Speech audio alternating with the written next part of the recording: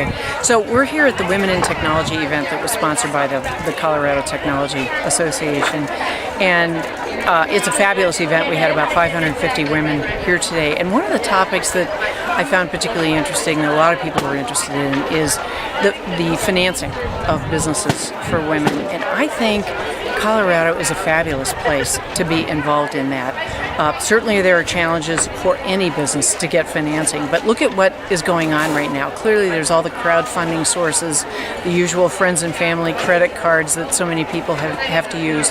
But now we have the state that has put together a fund through the Accelerator Act that help people develop prototypes, help startup businesses get going, that people can apply to, and you can get sort of up to $250,000 for that, which we're one of the few states in the country that has that. Raising venture capital is clearly an issue for a lot of tech women and women in technology.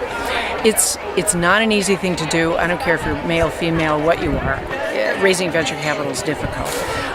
But I think for women, it's becoming more common. It's still highly, in terms of percentage of venture capital that's raised by women, and I've raised millions of dollars in venture capital in a couple of companies.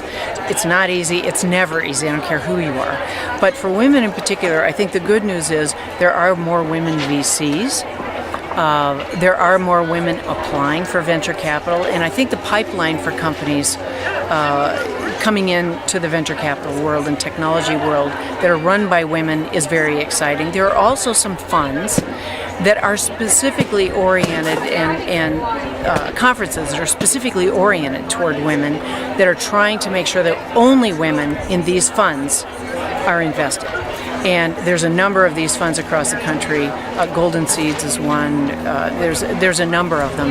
And so there are things that are focused on women that also women can sort out. So I'm not going to tell you it's easy, because it's not.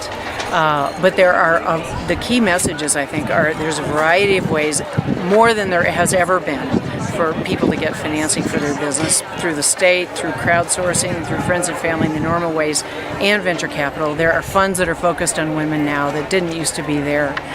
And we have so many different kinds of businesses in Colorado. We just used to be known in technology for a few things. Now we have such a broad array, and people are much more used to a broad array of businesses, whether it's nanotech, IT, life sciences. We have a much broader range of businesses that can be financed. So I think it's a very exciting time to be in technology in Colorado, and it's a very exciting time and great to see the pipeline of women that are coming in.